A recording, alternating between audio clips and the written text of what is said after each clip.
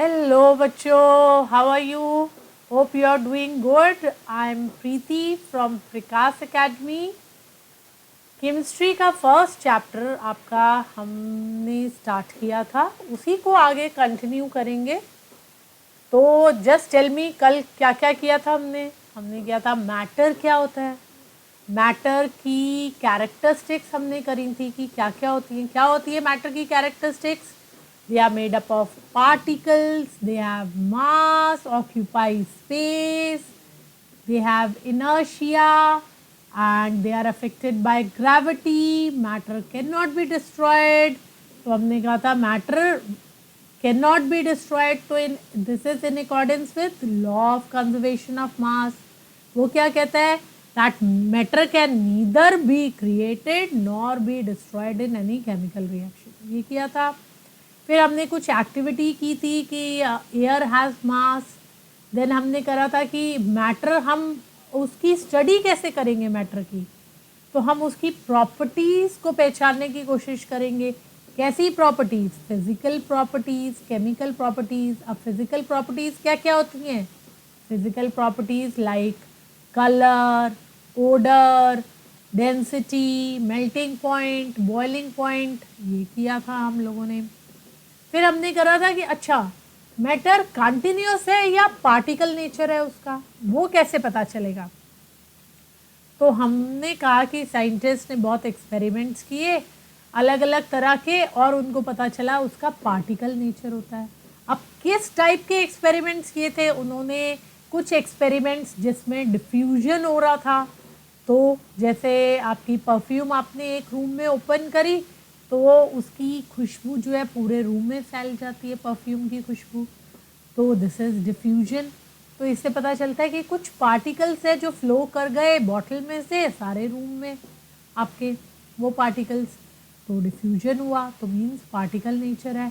ऐसे ही हमने देखा Brownian motion means all the particles they move in half a set zigzag manner. तो उससे भी हमें पता चला कि पार्टिकल्स हैं. अच्छा, हमने देखा कि गैसेस को हम कंप्रेस भी कर सकते हैं. हमने देखा कि एक्सपेरिमेंट किया हमने कि एक बीकर में पानी लिया, वाटर सपोज 100 ml, उसमें 5 ग्राम्स या 2 ग्राम शुगर हमने डाली, उसको स्टर किया continuously till it get dissolved. फिर हमने देखा कि वाटर लेवल क्या इंक्रीज हुआ है, पर नहीं हुआ था. तो भी हमें पता चला ओके सो शुगर के पार्टिकल्स जो थे वो वाटर के पार्टिकल्स के बीच में जो स्पेसेस थी वहाँ पे चले गए. तो इसलिए इससे भी हमें पता चला कि वो पार्टिकल्स होते हैं and they have spaces also. Matter is made up of particles and has spaces in between them. ये भी हमने करा था. अच्छा, देन हमने क्या किया था? देन हमने किया था कि हाँ, फ्यू पार्टिकल्स होते हैं कि made up of many particles. Fine particle KMnO4 का, दैट इज पोटेशियम परमैंगनेट का एग्जांपल लेके किया था कि वाटर में हमने डिसॉल्व किया KMnO4 सपोज. फिर उसका हमने 10 ml लेके दूसरे बीकर में प्योर वाटर जिसमें था 90 ml उसमें वो ऐड किया. तो ऐसे कंटिन्यू करते गए and we saw that colour, water is getting coloured. चाहे वो फेंट होता जा रहा है कलर, पर कलर हो रहा है means particles they can divide into very small particles also. फिर हमने करी अच्छा कैरेक्टरिस्टिक्स ऑफ पार्टिकल्स. क्या कैरेक्टरिस्टिक्स होती है पार्टिकल की? कि they are very very small, they have spaces between them, they are constantly moving and they attract each other. Correct, हमने ये करा. This is particle nature of matter. फिर हमने करा molecular nature of matter. Molecular nature हमने क्या किया कि कोई भी पार्टिकल जो है वो या मैटर जो है वो बना हुआ है मॉलिक्यूल्स का which are chemically bonded together. अब ये मॉलिक्यूल्स कैसे बनते हैं? मॉलिक्यूल्स एटम्स को मिला के बनते हैं. करेक्ट. तो अगर किसी का इंटरमॉलिक्यूलर फोर्स दो मॉलिक्यूल्स के बीच में, दैट इज इंटरमॉलिक्यूलर फोर्स, तो वो अगर स्ट्रॉन्ग होता है तो उसका बॉइलिंग एंड मेल्टिंग पॉइंट भी हाई होता है.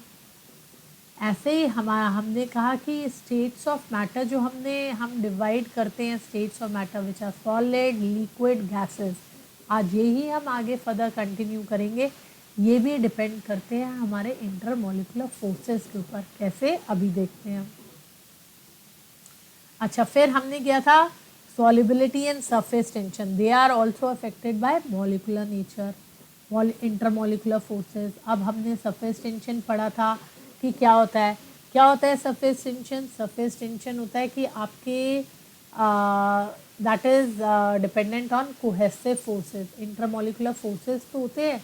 अब अगर सेम टाइप के मॉलिक्यूल्स के बीच में जो फोर्सेस होते हैं उसको हम कोहेसिव फोर्सेस कहते हैं। जैसे हमने एक बीकर लिया और बीकर में हमने पानी लिया, तो और ये पानी के मॉलिक्यूल्स हैं, ये इनके पानी के मॉलिक्यूल्स के बीच में आपस में हम बोलेंगे कि ये लग रहा है आपका cohesive force between same, because same particles आपके हैं, वाटर के पार्टिकल्स हैं, तो उनके बीच में लगेगा आपका cohesive force. While beaker which is a glass made up of glass, तो वो ग्लास और वाटर के बीच में लगेगा एडहेसिव फोर्स। तो डिफरेंट पार्टिकल्स के बीच में एडहेसिव फोर्स होता है और सिमिलर पार्टिकल्स के बीच में कोहेसिव फोर्स होता है। अब ये कोहेसिव फोर्स वाटर मॉलिक्यूल्स, यहाँ पे वाटर पार्टिकल्स जो हैं, इनकी टॉप लेयर जो होगी उस पर सिर्फ नीचे की तरफ ही पुल होगा, ऊपर तो कोई है ही नहीं उसके ऊपर पार्टिकल, उसके ऊपर तो एयर आ गई आपकी, वाटर पार्टिकल तो है ही नहीं, तो ये नीचे की तरफ पुल लगता है। इनके जो टॉप लेयर है वाटर मॉलिक्यूल्स की, तो ये नीचे की तरफ ही पुल लगता है, तो सरफेस एरिया कम हो जाता है, जिसे हम सरफेस टेंशन कहते हैं। अच्छा, देन हमने करा कि ओके हम पार्टिकल मैटर का पढ़ रहे हैं, पार्टिकल्स के बारे में। अब थ्योरीज आ गई, theories related to matter, atomic theory and kinetic theory. हमने पढ़ा एटॉमिक थ्योरी में कि matter that is made up of atoms, और एटम्स कंबाइन करते हैं तो मॉलिक्यूल्स बन जाते हैं। ऐसे ही हमने काइनेटिक थ्योरी भी पढ़ी थी कि काइनेटिक थ्योरी में matter is made up of tiny particles, और ये पार्टिकल्स हमेशा कंटिन्यूस रैंडमली मूव करते रहते हैं। अब because they are moving they possess kinetic energy also, and this kinetic energy that increases with the increase in temperature, ठीक है, and there are forces of attraction also between these particles, okay। अब ये move करते हैं तो इनके बीच में collision भी होता है बार बार, क्योंकि वो तो हैफिजेटली कहीं पे भी मूव कर रहे हैं और बहुत सारे पार्टिकल्स हैं, तो कंटिन्यूसली वो टकराते रहते हैं, कोलिजन उनमें होता ही रहता है। But this collision is what type of collision? Perfectly elastic, means their kinetic energy is conserved before and after collision। तो ये चीज़ हमने करी थी, ओके। देन आफ्टर दैट हम लोगों ने ये भी कर लिया। अब हमें आगे फर्दर करना है स्टार्ट, ठीक है। अब क्या करेंगे? अब हम कहेंगे मैटर है, मैटर को हमने क्लासीफाई किया हुआ है on the basis of physical classification and chemical or purity we can say, okay। physical तो हम करेंगे solid, liquid and gas में। chemically हम कर सकते हैं pure substances and mixture जो हो सकता है that can be 2 or more elements या compounds का random mixture। प्योर सब्सटेंसेस जो होते हैं वो होते हैं एलिमेंट्स या कंपाउंड्स। एलिमेंट्स तो एक काइंड के ही एटम होते हैं, जैसे आपका एलिमेंट कार्बन हो गया, ऑक्सीजन। अब आपके ये जो हैं ये आगे फर्दर डिवाइडेड होते हैं, metals, non metals, metalloids, noble gases. तो केमिस्ट्री जो है ना वो एक पार्ट इनकी स्टडी भी है, मेटल्स की प्रॉपर्टीज, नॉन मेटल्स की, मेटलॉइड्स की, noble gases. This part of chemistry is basically inorganic chemistry. जब हम मेटल्स की प्रॉपर्टीज करेंगे कि कैसे बिहेव करती हैं, नॉन मेटल्स की प्रॉपर्टीज, मेटलॉइड्स की, नोबल गैसेस की, तो उसको इनऑर्गेनिक केमिस्ट्री करेंगे। अच्छा, ये अभी हम कर रहे थे कि मैटर को हमने कैसे क्लासीफाई किया हुआ है। तो एलिमेंट्स जब एक ही काइंड के एटम हो, कंपाउंड्स जब 2 और more elements they combined in fixed definite proportion. H2O अगर मैं बोल रही हूँ तो 2 atoms of hydrogen should combine with 1 atom of oxygen. Then only water will be formed, otherwise hydrogen and atom को मिला के एक H2O2 भी बनता है, which is hydrogen peroxide, that is not water molecule, that is hydrogen पर oxide. तो वो डिफरेंट कॉम्पोजिशन हो गई। Okay, so compounds are formed when two or more elements they are combined in a definite proportion. अब ये भी homogeneous and heterogeneous हो सकता है, करेक्ट। होमोजीनियस कंप्लीटली दे मिक्स, सारा का सारा पोर्शन जो भी आपका बनेगा कंपाउंड दैट इज यूनिफॉर्म, ये यूनिफॉर्म नहीं होगा। और मिक्सचर्स तो कोई भी हमने एलिमेंट्स ले ले या कंपाउंड्स ले ले और उनको हम किसी भी प्रोपोर्शन में डाल दें, दैट इज अ मिक्सचर। आप कितना भी पानी लो, उसमें कितनी भी चीनी डाल दो, कितना भी नमक डाल दो, कितना ही नींबू डाल दो, आपका वो मिक्सचर बन जाएगा, करेक्ट। उसमें सैंड डाल दो, कुछ भी डालते जाओ, that is a mixture.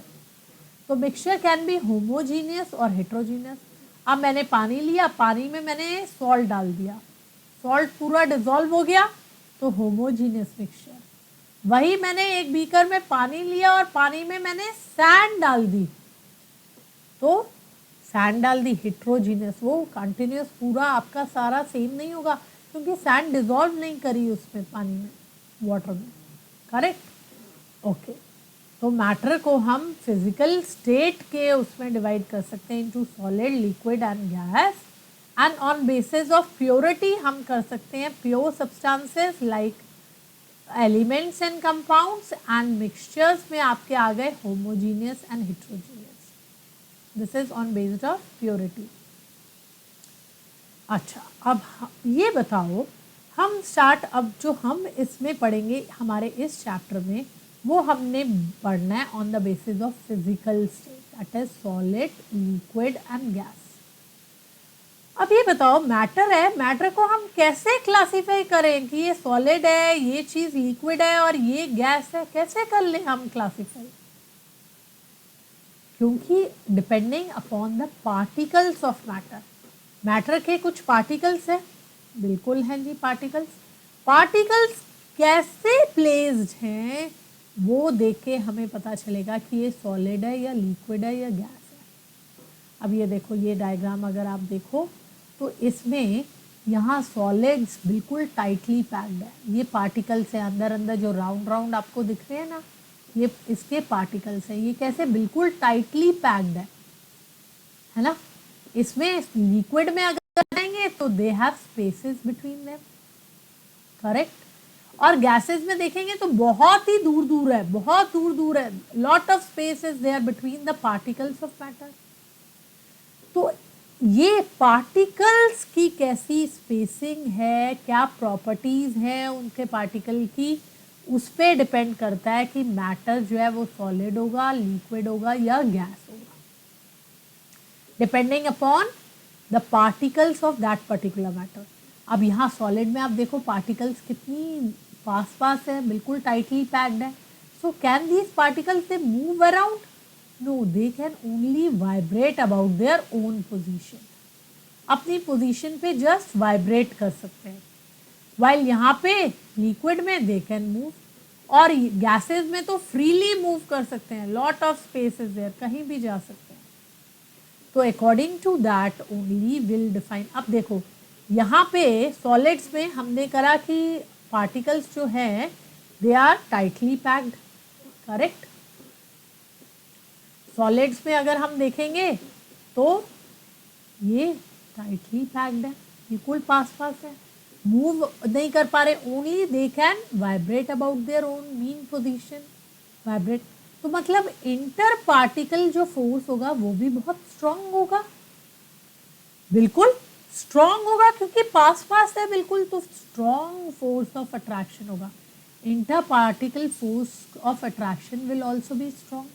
While liquids में ये पार्टिकल बहुत ही दूर, मतलब दूर दूर है, तो कम होगा देन सॉलिड्स। इसमें इंटर पार्टिकल फोर्स जो होगा in liquid that will be less than solids but more than gases, क्योंकि गैसेस में तो पार्टिकल और भी ज़्यादा दूर दूर है, तो इसमें तो इंटर पार्टिकल फोर्स जो होगा वो बहुत ही कम होगा। अच्छा, इसी का ही एक टेबल बना दिया है। क्या, इसकी पार्टिकल्स को स्टडी करने के लिए, करेक्ट, ओके। अब सॉलिड क्या है? Solid is a form of matter which has hard structure and definite shape. इसकी तो भाई डेफिनेट शेप है, हमने बोल दिया इसकी शेप डेफिनेट है। अब लिक्विड में जो है that can flow easily, it has definite volume, पर कोई शेप फिक्स्ड नहीं है, it takes the shape of container. क्यों? पार्टिकल्स दूर दूर हैं, force of attraction between particles is less, इसलिए। अब हम गैस का देखेंगे तो कोई शेप भी नहीं है और वॉल्यूम भी नहीं है। क्यों? पार्टिकल्स बहुत ही दूर दूर हैं, इसलिए। शेप हमने कहा डेफिनेट शेप है, बिल्कुल। This takes the shape of container, बिल्कुल। और रीजन सबका वही है कि पार्टिकल, सॉलिड में particles they are tightly packed, so inter particle force is strong. While liquids में पार्टिकल थोड़ी डिस्टेंस पे हैं, so inter particle force is less than solids, but it's the inter particle force of liquid is more than gas, क्योंकि gas में तो और भी ज़्यादा दूर होते हैं। they cannot take they take the shape of container and or they occupy space. इसका तो सॉलिड का डेफिनेट वॉल्यूम होता है, लिक्विड का भी डेफिनेट वॉल्यूम होता है, पर इसका कोई डेफिनेट वॉल्यूम नहीं होता गैसेस का। कंप्रेसिबिलिटी, अब देखो, अब कोई चीज आप सोचो कोई टाइटली पैक्ड है तो आप उसको और कंप्रेस कर सकते हो क्या? नहीं कर सकते। टाइटली तो पैक्ड है और कितना कंप्रेस करोगे? नहीं कर सकते, कंप्रेस नहीं कर सकते। इसलिए हम कहते हैं कि सॉलिड्स का they are almost incompressible. Liquids they are slightly compressible. क्यों? क्योंकि उनका इंटरपार्टिकल फोर्स इतना ज़्यादा स्ट्रॉन्ग नहीं है, बिटवीन उनके बीच में स्पेसेस हैं तो थोड़ा कंप्रेस किया जा सकता है। Gases they are highly compressible, बहुत कंप्रेस कर सकते हैं। अब अरेंजमेंट ऑफ पार्टिकल्स हमने करा, टाइटली पैक्ड है, ये लूजली पैक्ड है, और ये तो फार अपार्ट होते हैं पार्टिकल्स। फ्लो की बात करें, solids they can not flow, liquids can flow, and gases में भी they can flow easily. Density, density अब इसकी हाई होती है। क्यों? अब आप सोचो डेंसिटी होती क्या? Density is mass over volume, mass over volume. अब वॉल्यूम, कहीं पे पार्टिकल्स टाइटली पैक्ड है तो उसका वॉल्यूम कम होगा। अब अगर डिनोमिनेटर लेस है, डिनोमिनेटर इज लेस, तो डेंसिटी विल बी मोर। अगर दो चीज़ों का सेम मास है पर किसी का वॉल्यूम कम है तो जिसका वॉल्यूम कम होगा उसकी डेंसिटी ज़्यादा होगी। इसीलिए दैट्स व्हाई वी से कि सॉलिड्स की यूजुअली डेंसिटी ज़्यादा होती है, लिक्विड्स की मॉडरेट होती है, और गैसेस की वेरी लो डेंसिटी, क्योंकि गैसेस का वॉल्यूम बहुत ज़्यादा होता है। वो तो वॉल्यूम आप क्या करोगे, कोई डेफिनेट वॉल्यूम है ही नहीं, it expands to fill the container, इसलिए। अब काइनेटिक एनर्जी, काइनेटिक एनर्जी मैंने बोला था क्या, पार्टिकल्स कितना मूव कर पा रहे हैं उनकी वेलोसिटी पे डिपेंड करता है। अब यहाँ तो टाइटली पैक्ड है, सॉलिड में तो पार्टिकल्स ही टाइटली पैक्ड है, तो वो मूव क्या करेंगे? अब जब मूव ही नहीं करेंगे तो उनकी काइनेटिक एनर्जी कम हो गई। लिक्विड्स में क्योंकि थोड़ी स्पेसेस हैं पार्टिकल के बीच में, so they can, particles can move, so they have moderate kinetic energy.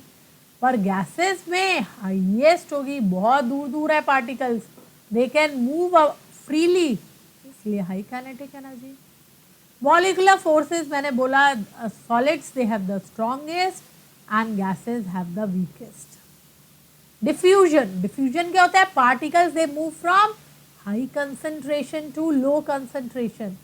अब सॉलिड्स में पार्टिकल मूव ही नहीं कर पा रहे, they can only vibrate, move ही नहीं कर पा रहे, तो डिफ्यूजन होगा कैसे? ना के बराबर होगा diffusion, so very slow diffusion.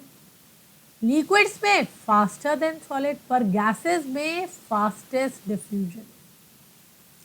सो सारी जनरल टर्म्स है, कुछ भी ऐसा कुछ डिफिकल्ट तो है नहीं इसमें। अच्छा, अब नेक्स्ट चीज़ जो आ जाती है वो आ जाती है टाइप्स ऑफ सॉलिड। ओके, अब सॉलिड्स की भी टाइप है। सॉलिड्स में एक होते हैं एमॉर्फस सॉलिड। एमॉर्फस सॉलिड कोई रेगुलर उनका अरेंजमेंट नहीं होता, उन्हें हम कहते हैं एमॉर्फस है। लाइक ग्लास, वैक्स, उनका अरेंजमेंट कुछ पर्टिकुलर एक अरेंजमेंट नहीं है कि ऐसे ही पैक किए हुए हैं, जैसे चाहे वैसे पैक किए हुए हैं, कोई रेगुलर अरेंजमेंट नहीं है, उनको हम कहते हैं एमॉर्फस सॉलिड्स। एक होते हैं क्रिस्टलाइन सॉलिड्स। अब क्रिस्टलाइन सॉलिड्स कैसे है, उनका रेगुलर ज्योमेट्रिक पैटर्न होता है। क्रिस्टल्स का रेगुलर एक पैटर्न होगा, ज्योमेट्रिक पैटर्न। सॉल्ट का या शुगर, इनके क्रिस्टल्स छोटे छोटे होते हैं ना, उनका।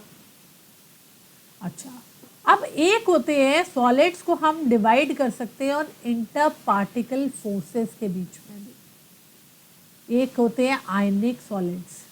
आयंस आपको पता है क्या होते हैं आयंस? Cations and anions. अभी हम पढ़ेंगे, पूरा चैप्टर आगे आएगा कटायंस अनायंस पे भी। अभी आप ये समझ लो कि आपका जैसे सोडियम है, सोडियम का को हम कैसे करते हैं, Na से डिनोट करते हैं। इसका एटॉमिक नंबर क्या होता है सोडियम का? मैं आपको 2-3 चीज़ें बता देती हूँ जो आपको अभी रिक्वायर्ड है।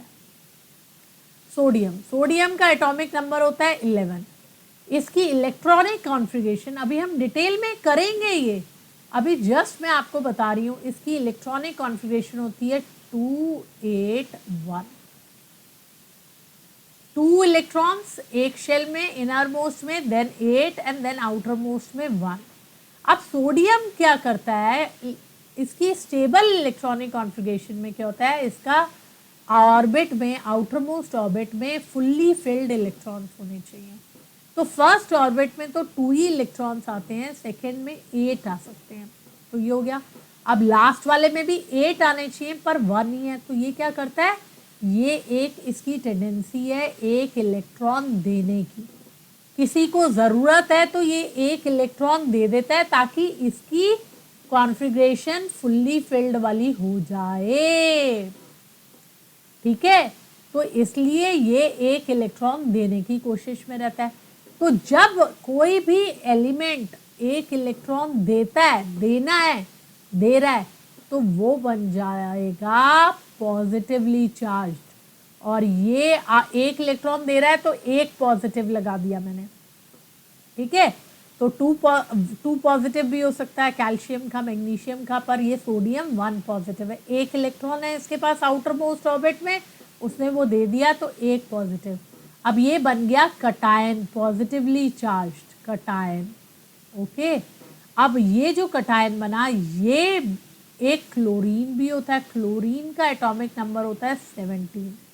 तो इसकी इलेक्ट्रॉनिक कॉन्फ़िगरेशन क्या होगी, इसकी होगी 2, 8, 7। अब इसके लास्ट में 7 है। 7 देना आसान है कि एक लेना आसान है?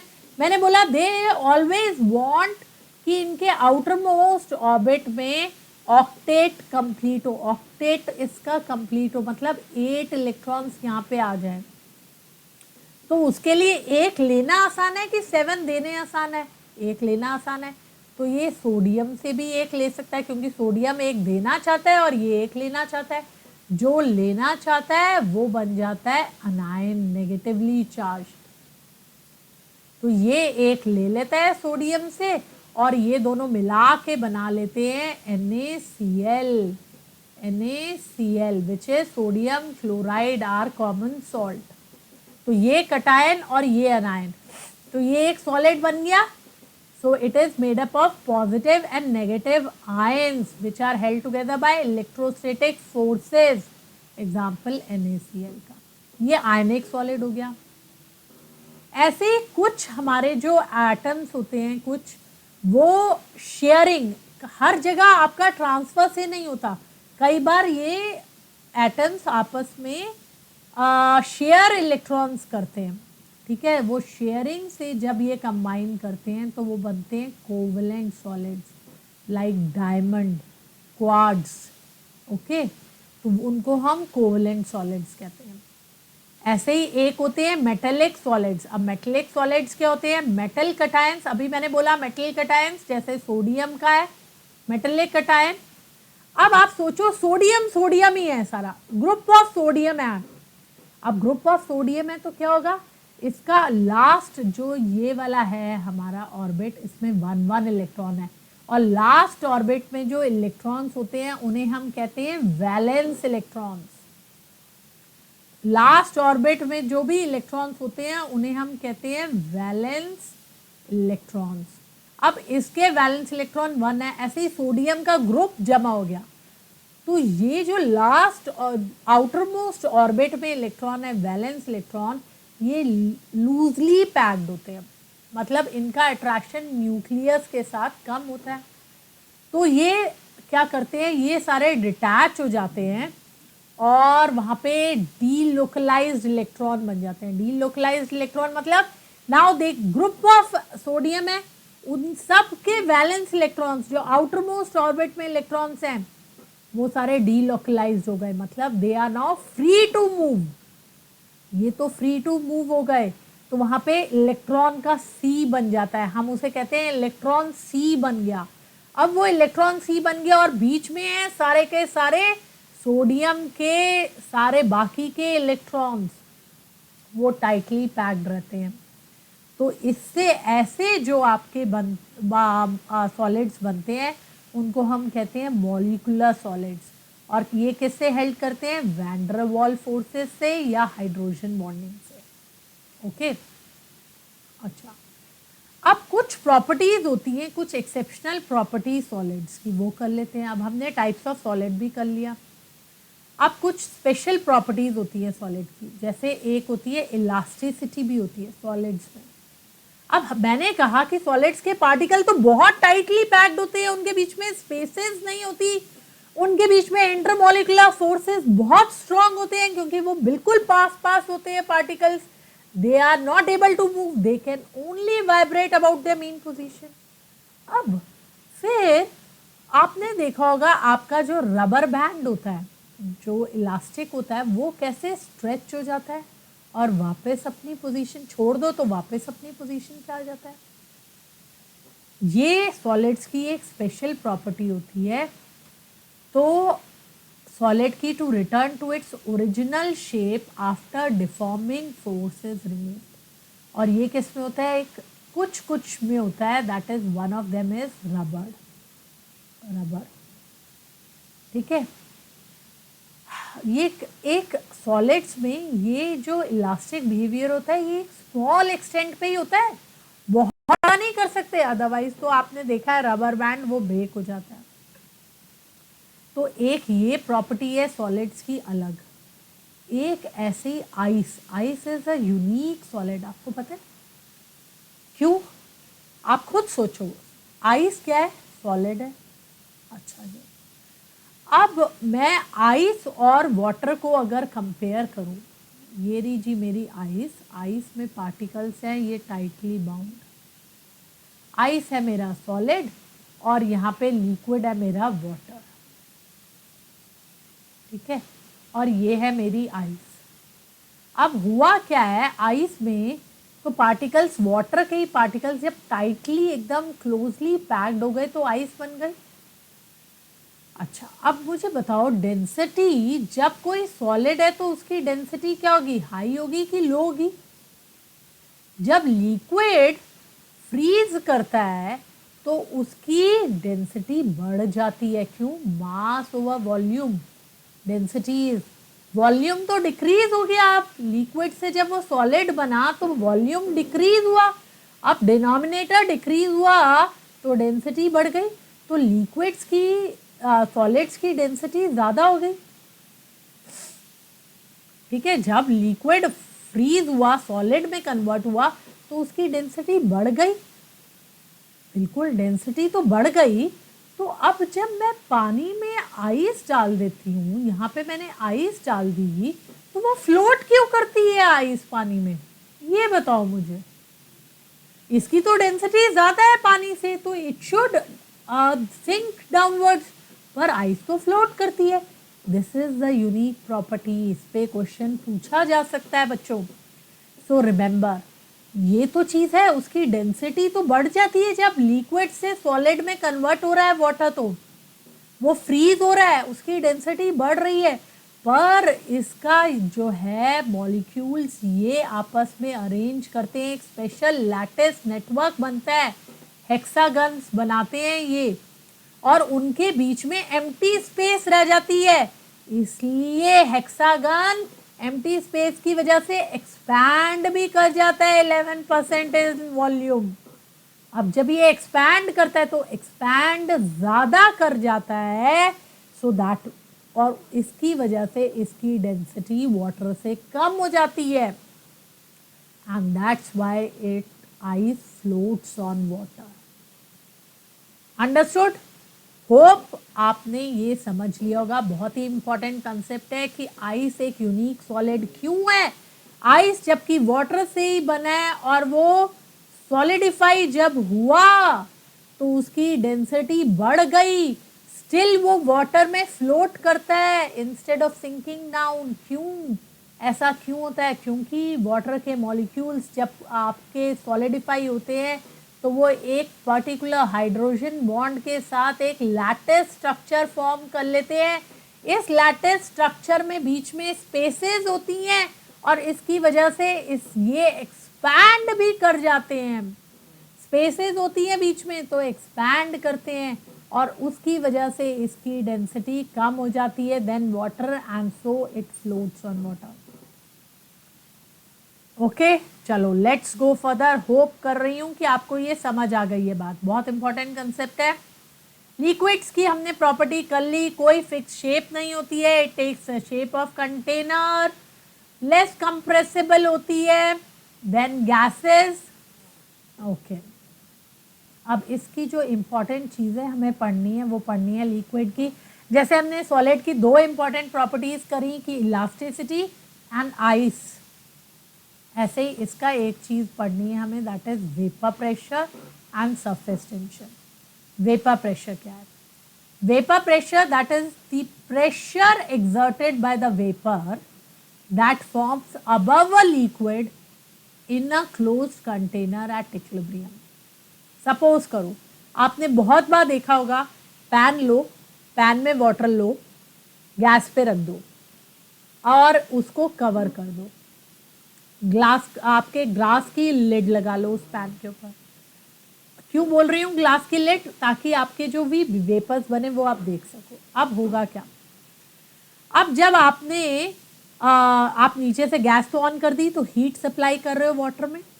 अब जब आप हीट सप्लाई करोगे, मॉलिक्यूल्स ऑलरेडी लिक्विड में मोशन में है, वाटर में ऑलरेडी मॉलिक्यूल्स जो है मोशन में है, हीट सप्लाई करी तो वो और ज्यादा वाइब्रेट करेंगे आपके। ठीक है, अब क्या होगा, जो आपके कुछ सरफेस पे मॉलिक्यूल्स होंगे वाटर की सरफेस पे, उनको इनफ एनर्जी मिल जाएगी कि वो एस्केप कर जाएं गैसेस फेज में। इसी को हम इवेपोरेशन भी कहते हैं। अब इवेपोरेट करके जाएंगे कहाँ? मैंने तो कहा है आप ऊपर लिड लगा दो। अब कंटेनर तो क्लोज है आपका, बाहर जा नहीं सकते हैं, तो वो क्या करेंगे, वो लिड पे ही एक्यूमुलेट हो जाएंगे। अब कुछ टाइम के बाद आप देखोगे कि ये वेपर मॉलिक्यूल्स जो हैं वो लिक्विड फेज में वापस कन्वर्ट हो रहे हैं। अब इसको हम क्या कहते हैं? जब वेपर इनटू लिक्विड, अभी हम आगे करेंगे इंटर कन्वर्जन ऑफ स्टेट्स, उसमें हम करेंगे, बट आपको इतना तो पता होगा, हमने प्रीवियस क्लासेस में पढ़ा है कि जब वेपर लिक्विड स्टेट में आते हैं उसे हम कंडेंसेशन कहते हैं। तो ये कंडेंसेशन भी हो रही है। तो एक टाइम ऐसा आएगा जब रेट ऑफ इवेपोरेशन आपका रेट ऑफ कंडेंसेशन के इक्वल हो जाएगा। उस स्टेट को हम कहते हैं डायनेमिक इक्विलिब्रियम, कि आपका डायनेमिक इक्विलिब्रियम इज रीच्ड। कौन सा point? When the rate of evaporation and rate of condensation that is equal. मतलब जितनी वाटर वे आपके पानी जितनी वेपर में कन्वर्ट हो रही है, उतनी वेपर आपके जो ऊपर ड्रॉपलेट्स है, वेपर्स है, वो वापस लिक्विफाई हो रही है और लिक्विड में कन्वर्ट हो रही है, उनका कंडेंसेशन हो रहा है। तो जब ऐसी स्टेट हो जाएगी, डायनेमिक इक्विलिब्रियम रीच होगा, तो जो प्रेशर एक्सर्ट करता है vapour at this particular point, this is known as vapour pressure. ये सारा एक्सप्लेनेशन मैं इसलिए कर रही हूं ताकि आपको कंसेप्ट पता चल जाए कि वेपर प्रेशर होता क्या है। टर्म तो आपने बहुत बार सुनी होगी, पर वेपर प्रेशर होता क्या है, this is vapour pressure. Okay, अब वेपर प्रेशर किन चीजों पे डिपेंड करता है? अब चीजें कौन सी है? टेम्परेचर। जितना ज्यादा टेम्परेचर होगा उतनी ज्यादा काइनेटिक एनर्जी मिलेगी मॉलिक्यूल्स को, तो उतने ज्यादा मॉलिक्यूल्स एस्केप होंगे, तो ज्यादा वेपर प्रेशर होगा।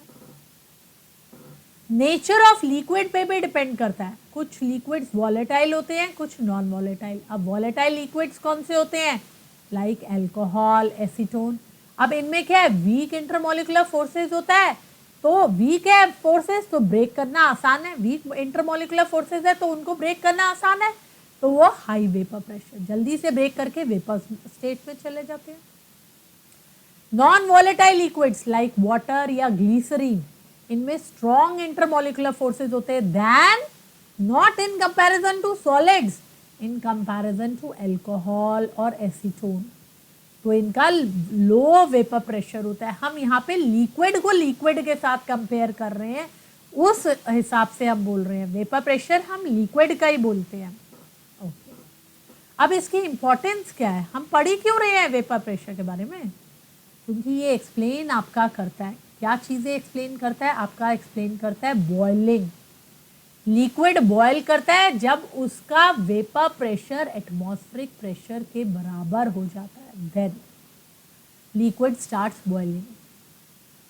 अब यही परफ्यूम के डिज़ाइन में भी हेल्प करता है, कुकिंग में हेल्प करता है, प्रेशर कुकर भी इसी पे बेस्ड होते हैं। Okay, hope you understood what is vapour pressure and what is its importance. ये लिक्विड की स्पेशल कुछ प्रॉपर्टीज हैं जो हम कर रहे हैं।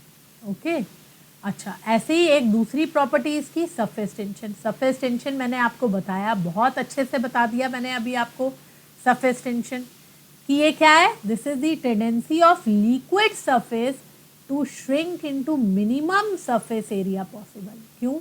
ये जो है ये टॉप लेयर है, आपकी टॉप लेयर में ये आपके मॉलिक्यूल्स हैं, इनकी तरफ सिर्फ फोर्स नीचे वाले जो मॉलिक्यूल्स हैं वो ही इनको खींच रहे हैं इनकी तरफ, क्योंकि ये जो टॉप लेयर के अलावा जो नीचे मॉलिक्यूल्स होंगे इन पे तो ऊपर वाली लेयर भी अपना फोर्स लगा रही है और नीचे वाली भी लगा रही है, पर जो टॉप वाली है उसमें सिर्फ नीचे वाली लेयर ही लगाती है। ये सिर्फ कोहेसिव फोर्सेस जो होते हैं उन्हीं की बात, उसी पे डिपेंडेंट करता है सरफेस टेंशन। ठीक है, अच्छा जी, अब जब नेट, अब क्या करेंगे, इस पे तो सिर्फ अंदर की तरफ ये नीचे वाले जो पार्टिकल्स है वही फोर्स लगा रहे हैं, पुल कर रहे हैं इसको अपनी तरफ, तो नेट क्या होगा, इनवर्ड फोर्स ही आ जाएगा इनका। तो नेट इनवर्ड फोर्स आएगा तो क्या होगा, आपका सरफेस एरिया कम हो जाएगा। ये अंदर की तरफ खींचेंगे तो सरफेस एरिया कम हो जाएगा। इसको हम बोलते हैं एक फिल्म सी ऊपर बन जाती है सरफेस पे, उसको हम कह देते हैं सरफेस टेंशन। ओके, अब सरफेस टेंशन की वजह से ही आपकी वाटर ड्रॉपलेट्स जो पड़ती हैं, जब बारिश होती है वाटर ड्रॉपलेट्स भी जो होती हैं they are spherical in shape.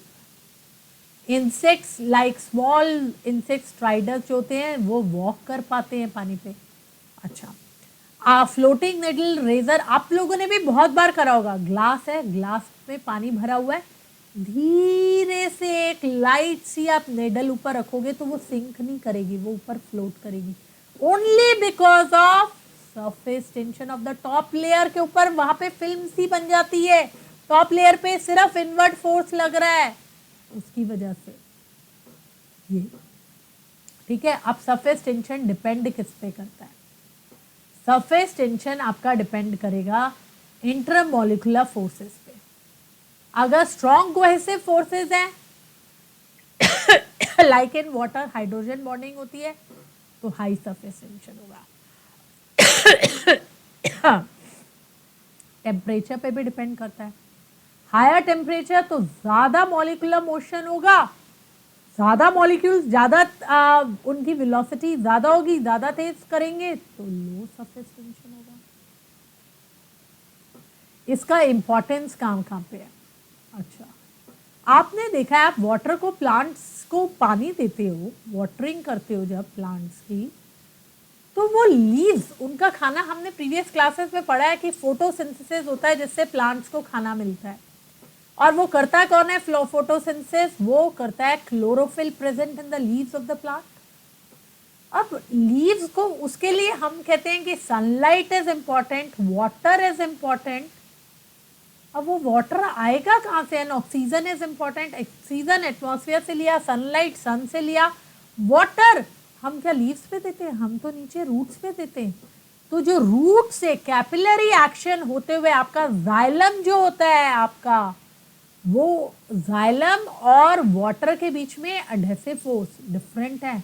Water water molecules में कोहेसिव फोर्स, इसकी वजह से जो सरफेस टेंशन प्रोड्यूस होता है, उसकी वजह से वाटर जो है वो ऊपर लीव्स तक पहुंच पाता है, मूवमेंट ऑफ वाटर होता है। और इसे ही हम बोलते हैं capillary action, movement of water from the roots to the leaves, this is known as capillary action. और ये किसकी वजह से है? सरफेस टेंशन की वजह से। Surface tension due to cohesive forces between water molecules and adhesive forces between water molecules and the xylem of the plant, okay, xylem tissue of the plant, उसकी वजह से। तो एक इसमें इंपॉर्टेंस है। एक डिटर्जेंट एक्शन, सोप जो है वो लोअर कर देता है सरफेस टेंशन। अब पानी का सरफेस टेंशन ज़्यादा है, तो पानी क्या है? That doesn't get absorbed easily in the cloth. तो वो डर्ट निकलेगा कैसे? तो सोप जो है वो लोअर कर देता है सरफेस टेंशन, पानी एब्जॉर्ब हो पाता है, सब हो पाता है, तो डर्ट निकल पाती है। ऐसे ही कुछ बायोलॉजिकल सिस्टम्स हैं, उनमें भी ये सरफेस टेंशन, लंग्स के थ्रू जो हम ब्रीदिंग कर पाते हैं, वो भी हम सरफेस टेंशन की वजह से कर पाते हैं उसमें, ताकि वो मूव कर सके इन एंड आउट, वो भी सरफेस टेंशन की वजह से होता है। अच्छा, अब ये हमने कर ली प्रॉपर्टीज ऑफ लिक्विड। पहले हमने बेसिक प्रॉपर्टीज पहले कर ली है। अब density, diffusion, vapour pressure, surface tension, कुछ यूनिक प्रॉपर्टीज हैं। डेंसिटी हमें पता है, it is less than solids and greater than gases. Diffusion जो होता है वो स्लोअर देन गैसेस होता है, क्योंकि पार्टिकल्स की कम वेलोसिटी होती है ऑब्वियसली देन गैसेस, क्योंकि लिक्विड्स में पार्टिकल्स दूर तो होते हैं पर उतनी ज़्यादा दूर नहीं होते जितने गैसेस में होते हैं। वेपर प्रेशर भी obviously tendency to escape into vapour form होता है, हमने पढ़ लिया। Surface tension, cohesive forces at the surface होते हैं, बिल्कुल कर लिया। गैसेस की जो हमने पढ़ी है अभी तक प्रॉपर्टीज, कोई फिक्स शेप नहीं है, वॉल्यूम नहीं है, कंप्रेसिबल है, हाईली कंप्रेसिबल है, और एक्सपैंड भी हो सकती हैं, बिल्कुल। ये था हमारा सारा properties of solid, liquid and gases की। 3 स्टेट्स में क्यों होते हैं पार्टिकल्स, हमें मैटर 3 स्टेट में क्यों मिलता है, और उनका फर्दर सब डिविजन, उनकी special properties solid, liquid and gases की। ओके, होप करती हूँ कि आपको आज की सारी बातें जो मैंने इंपॉर्टेंट पॉइंट्स बताए हैं वो समझ आ गए होंगे। You have understood fully. अगर आपको ये लेक्चर अच्छा लगा, if you like the lecture, please like, share and subscribe to our YouTube channel, that is Prakash Academy, for more such videos. Okay, कोई भी डाउट है प्लीज़ आप हमें कमेंट कर सकते हो, कमेंट कीजिए, हमें भी आपका फीडबैक मिलेगा, हम भी काम कर पाएंगे उन पे, अपनी जो भी वीकनेसेस हैं उनको हटा पाएंगे। ओके, आगे फिर कंटिन्यू करते हैं। Till then, goodbye, take care.